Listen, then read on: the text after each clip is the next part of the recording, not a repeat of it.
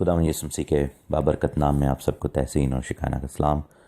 خداوند کی تعریف کرتے ہیں، جلال کے بادشاہ کو مبارک کہتے ہیں۔ خداوند خدا ہمارا بادشاہ، ہمارا خالق اور مالک، ہم خداوند کی حضوری میں آئے ہیں اور ڈیلی بریڈ کا یہ سلسلہ جاری رکھے ہوئے ہیں۔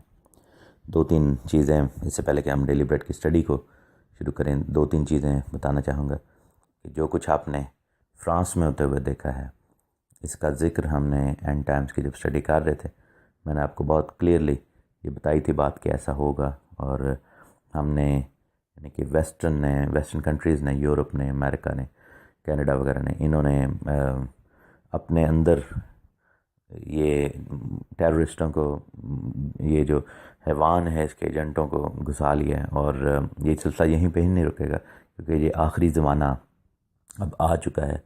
بہت جلد دیکھیں گے کہ سویڈن میں، جرمنی میں، ڈنمارک میں، ناروے میں، ایون انگلینڈ میں اور اسپین وغیرہ میں، ان کنٹریز میں، اٹلی میں یہ سب کچھ ہوگا، بیلجیم میں، ادھر کینیڈا میں، امریکہ میں، یہ سب کچھ اس طرح کی چیزیں ہوں گی۔ تو وقت نزدیک ہے، یہ چیزیں یہ ظاہر کرتی ہیں کہ وقت نزدیک ہے اور خداوند کا آنا نزدیک ہے۔ خداوند اپنے لوگوں کو بچائے گا ان مصیبت کے ایام میں، لیکن جو لوگ گناہ کے اندر ہوں گے وہ مارے جائیں گے۔ اس لیے ہمیں بڑا چیک رکھنا ہے اپنے اوپر کہ ہم کیسے خداوند کے ساتھ چل رہے ہیں، نیکی میں یا بدی میں۔ تو یہ بڑا ضروری ہے، کیونکہ آپ یہ دیکھیں کہ وہاں پر جو لوگ ہیوی میٹل کے کانسرٹ میں تھے، جو کہ ایک شیطانی میوزک ہے، ہیوی میٹل کا جو میوزک ہے، تو اس کے کانسرٹ میں کافی لوگ تھے جو کہ وہاں پہ مارے گئے، اور they were at the wrong place at the wrong time and they were doing wrong things۔ تو ہمیں دیکھیں کہ اگر کوئی شخص اس وقت اپنے گھر میں دعا میں مشغول ہوتا تو شاید نہ مارا جاتا، لیکن وہی بائبل یہ بتاتی ہے کہ خداوند اپنے لوگوں کو بچائے گا۔ تو ہمیں اس چیز کے لیے کیئرفل ہونا ہے، ہمیں اپنی زندگیوں کو خداوند کو دینا ہوگا، کیونکہ آخری زمانہ شروع ہو چکا ہے، آخری زمانے کا کام جو ہے وہ شروع ہو چکا ہے، یہ مصیبتوں کا آغاز ہو چکا ہے۔ خداوند خدا آپ کو بڑی برکت دے۔ ہم اپنے سلسلے کو بڑھائیں گے روحانی جنگ کے حوالے سے۔ متی کی انجیل 4 باب میں ہم پڑھ رہے تھے، میتھیو چیپٹر 4۔ اس میں یسوع مسیح کی آزمائش کی بات ہم نے دیکھی کہ کس طرح وہ برکت جو خدا نے ہمیں دی، جو خدا نے یسوع مسیح کو دی، باپ نے بیٹے کو دی، وہ اسی برکت کو، اسی سٹیٹس کو ابلیس نے ان کے خلاف یوز کیا، اور لکھا ہے کہ اگر تو خدا کا بیٹا ہے تو فرما کہ یہ پتھر روٹیاں بن جائیں۔ تھوڑی دیر پہلے خدا نے کہا تھا کہ یہ میرا پیارا بیٹا ہے، تو یسوع مسیح کو چیلنج کیا گیا۔ ہماری زندگیوں میں بھی ایسے موقع آتے ہیں کہ جو برکتیں ہمیں ملتی ہیں، ہمیں چیلنج کرتا ہے ابلیس کہ ہم اس کو پروو کریں، لیکن میرے عزیزو دیر از نو پوائنٹ پروونگ ٹو سیٹن، کیونکہ شیطان کو کچھ بھی پروو کرنے کی ضرورت نہیں ہے، نہ ہی دنیا کو، نہ ہی لوگوں کو۔ بہت سارے لوگ جو ہیں وہ خود اپنے نام کے ساتھ ٹائٹل لگاتے ہیں، لیکن ٹائٹل وہ ہوتا ہے جو کہ خدا یا دنیا آپ کو جو ہے وہ دیتی ہے۔ مثلا کبھی بھی یہ جتنے بھی نبی گزرے بائبل میں، انہوں نے کبھی بھی نہیں کہا کہ میں نبی زکریا آیا ہوں، مجھے نبی پکارا کریں، یا میں یسایہ نبی ہوں۔ وہ صرف اپنا نام بلاتے تھے، لوگ ان کو نبی بولتے تھے۔ لیکن آج کل لوگ خود کو ربی، خود کو نبی، خود کو پروفٹ، خود کو اپوسٹل، خود کو پتہ نہیں کیا کیا ٹائٹل لوگوں نے لگائے۔ یہی پرابلم ہے کہ خدا نے اگر آپ کو خدمت دی ہے، ابلیس اس کو استعمال کر لیتا ہے اپنے کام کے لیے، ابلیس اس کو آپ کو مس یوز کر لیتا ہے، آپ کی غیرت کو للکار کر۔ یہاں پر یسوع مسیح کے ساتھ یہی ابلیس نے کیا۔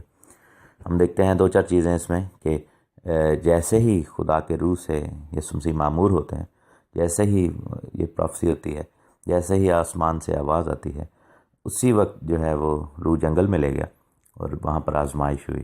ہماری زندگیوں میں بھی ایسا ہوتا ہے جب ہم خدا کے ساتھ چلتے ہیں، جب when you feel کہ things have been sorted، جب آپ کو لگتا ہے کہ ہاں اب میں نے بہت اچھا کچھ ایسا پا لیا ہے جو کہ جس کی مجھے ضرورت تھی خدا کی خدمت کے لیے، وہی وقت آزمائش کا بھی ہے۔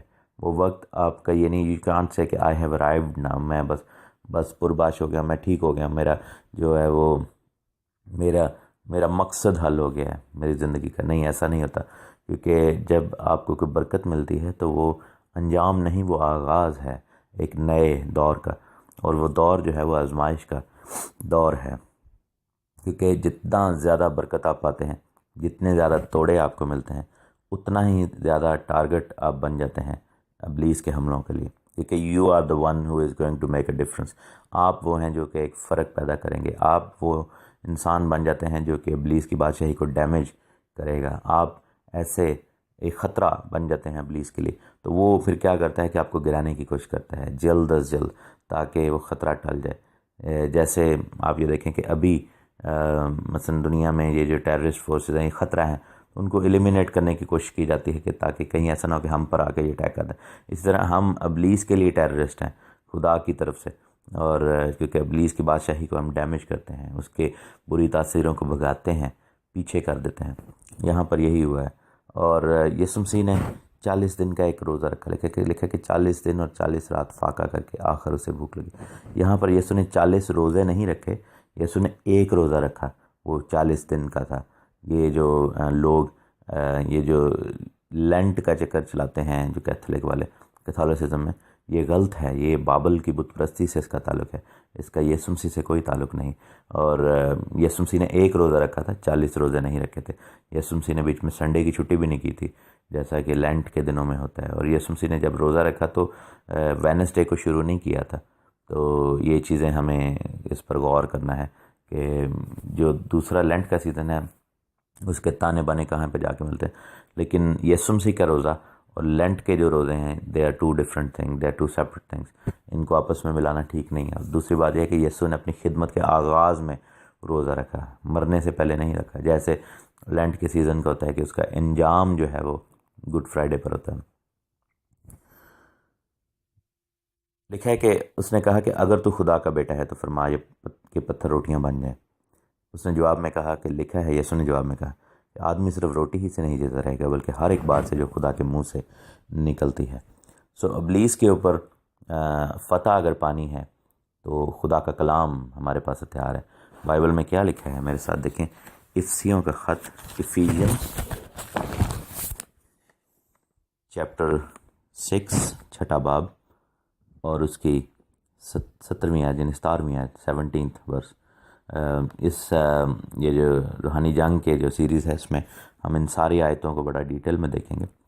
لیکن ابھی جو آیت میں آپ کو دکھانا چاہتا ہوں وہ یہ ہے کہ نجات کا خود، یعنی کہ سر پر جو ہیلمٹ ہے نجات کا، سالویشن کا ہیلمٹ، اور روح کی تلوار جو خدا کا کلام ہے لے لو. ہر وقت ہر طرح سے روح میں دعا اور منت کرتے رہو، اور اسی غرض سے جاگتے رہو کہ سب مقدسوں کے واسطے بلا ناگہ دعا کیا کرو. یہاں پر ہم دیکھ رہے ہیں کہ جو ہتھیار ہمیں دیے گئے ہیں، جو ہمیں جو ڈیفینسو ویپنز دیے گئے ہیں، اس کے ساتھ ایک اوفینسو ویپن ہے. وہ اوفینسو ویپن کون سا ہے؟ وہ تلوار ہے جو کہ اٹیک کرنے کے لیے ہے. اور وہ اوفینسو ویپن یعنی کہ اٹیک کرنے والا، حملہ کرنے والا ویپن کون سا ہے یا ہتھیار کون سا ہے ہمارے ہاتھ میں؟ خدا کا کلام. تو یہاں پر یہ چیز ہم دیکھتے ہیں کہ جو اس سٹوری میں جو کلیہ ہم دیکھتے ہیں جو یسوع مسیح نے استعمال کیا، کہ جتنا بھی ابلیس نے حملے کیے اس کے جواب میں خدا یسوع مسیح نے کلام کو استعمال کیا، توریت کو استعمال کیا، خداوند کے منہ کی باتوں کو استعمال کیا، زبور کو استعمال کیا. اور ابلیس نے بھی خدا کے کلام کو ہی استعمال کیا، جو قابل غور بات ہے. تو ہم کلام کی کسوٹی پر ہی آزمائے جائیں گے. کلام جو ہے وہ ہر ایک چیز کی بیس ہے. یہ جو بائبل ہے ہر چیز کی بنیاد اس پر ہے. اور آپ یہ دیکھیں کہ ابلیس بھی اسی کلام کو مس یوز کرتا ہے، کیونکہ اسے معلوم ہے کہ اس کلام میں قدرت ہے. تو مس یوز کرنے سے بھی یعنی کہ قدرت اپلائی کرنے کی کوشش کرتا ہے وہ. لیکن آپ یہ دیکھیں کہ یسوع مسیح نے جب اس کلام کو اپلائی کیا جواب میں، تو ابلیس وہاں سے پھر بھاگتا ہے. لکھا ہے کہ ہر بات سے جو خدا کے منہ سے نکلتی ہے، یعنی خدا کے منہ سے نکلی ہوئی باتیں جو کلام میں. لکھا ہے کہ تب ابلیس اسے مقدس شہر میں لے گئے یعنی یروشلم میں، اور ہیکل کے کنگرے پر کھڑا کر کے اسے کہا کہ اگر تو خدا کا بیٹا ہے. اگین اس نے اس کو چیلنج کیا، تو اپنے تئیں نیچے گرا دے، کیونکہ لکھا ہے وہ تیری بابت اپنے فرشتوں کو حکم دے گا اور تجھے ہاتھوں پر اٹھا لیں گے، ایسا نہ ہو کہ تیرے پاؤں کو پتھر سے ٹھیس لگے. یہاں پر ہم دیکھتے ہیں کہ کس طرح ابلیس نے ایک دفعہ پھر کلام کو استعمال کیا ہے یسوع نے جواب میں کہا کہ یہ بھی لکھا ہے کہ تو خداوند اپنے خدا کی آزمائش نہ کر۔ یہاں پر یسوع نے اس کو ابلیس کو بتایا کہ I am the God your lord, تو مجھے آزمانے کی کوشش نہ کر۔ پھر ابلیس اسے ایک بہت اونچے پہاڑ پر لے گیا، دنیا کی سب سلطنتیں اور ان کی شان و شوکت اسے دکھائے، اور اسے کہا کہ اگر تو جھک کر مجھے سجدہ کرے تو یہ سب کچھ تجھے دے دوں گا۔ اب یہاں پر بلی جو ہے وہ تھیلے سے باہر آئی کہ ابلیس کی وہی خواہش جو ہم نے دیکھی کہ ابلیس جو چاہتا ہے یا ہمیشہ سے چاہتا تھا، لوسیفر جو فرشتہ چاہتا تھا کہ خدا سے اوپر اس کا تخت جو ہے وہ چلا جائے۔ اور یہاں پر تیسری جگہ پر آپ دیکھیں کہ جیسے ہی یسوع نے کہا کہ تو خداوند اپنے خدا کی آزمائش نہ کر، یسوع نے خدا ہونے کا دعویٰ کیا، تو ابلیس نے پھر نیکسٹ اس کو یہ نہیں کہا کہ اگر تو خدا کا بیٹا ہے، پھر ابلیس نے اس کو کہا کہ اب تو مجھے سجدہ کر، کیونکہ this is exactly what Satan wanted in the beginning.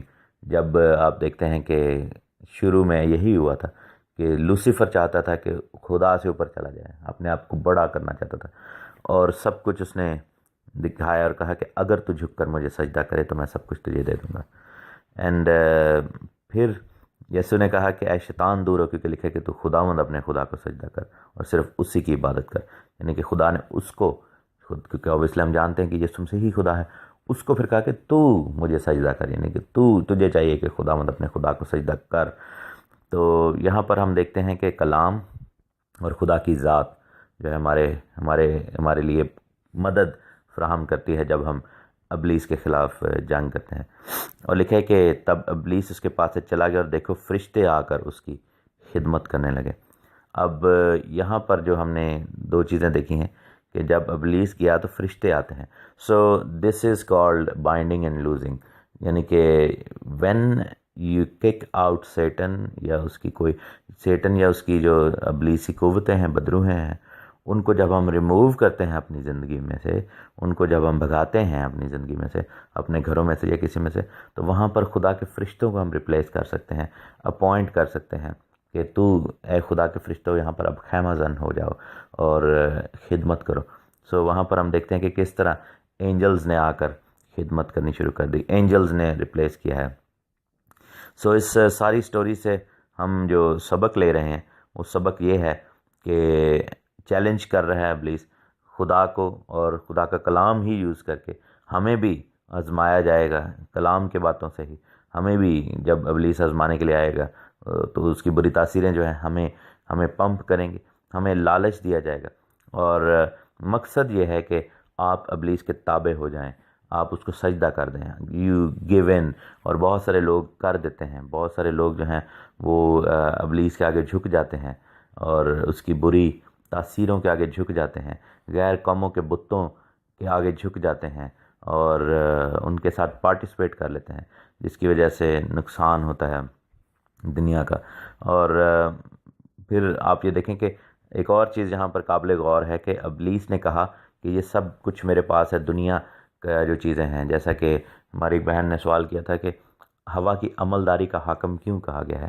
تو ہوا کی عملداری کا حاکم اس لیے کہا گیا ہے کہ یہ جو ہوا کی عملداری ہے، یہ جو دنیا کا کنٹرول ہے، جس کو ایئر کہتے ہیں یا ایئر ویوز کہتے ہیں، اس کا جو کنٹرول ہے وہ ابلیس کے پاس ہے، کیونکہ وہ کنٹرول کس نے ابلیس کو دیا ہے؟ وہ ہم انسانوں نے دیا ہے، کیونکہ بائبل میں لکھا ہے کہ جو گناہ کرتا ہے وہ گناہ کا غلام بن جاتا ہے، یعنی اور پھر گناہ جب کر دیتا ہے تو آبویسلی گناہ کا غلام بنتا ہے، تو گناہ کروانے والے کا بھی غلام بنتا ہے، تو گناہ کروانے والا ابلیس ہے جو کہ ہم کو گراتا ہے، اور اگر ہماری زندگی میں گناہ آتا ہے تو پھر ہم اس کے غلام بن جاتے ہیں، وہ تیسری آزمائش میں ہم پڑ جاتے ہیں، یعنی کہ سجدہ کرنے والی بات، کہ ہمیں لالچ اور دنیا کی چیزوں کی فکر جب پڑتی ہے، جب ہمیں یہ شان و شوکت دکھائی جاتی ہے تو لوگ جو ہیں وہ سجدہ کر دیتے ہیں، لیکن بائبل میں لکھا ہے کہ اس کو ٹھوکر مارو، اور خدا یسوع مسیح نے یہی کیا، اس کو ٹھوکر ماری اور کہا کہ اے شیطان دور ہو، کیونکہ لکھا ہے کہ تو خداوند اپنے خدا کو سجدہ کر اور صرف اسی کی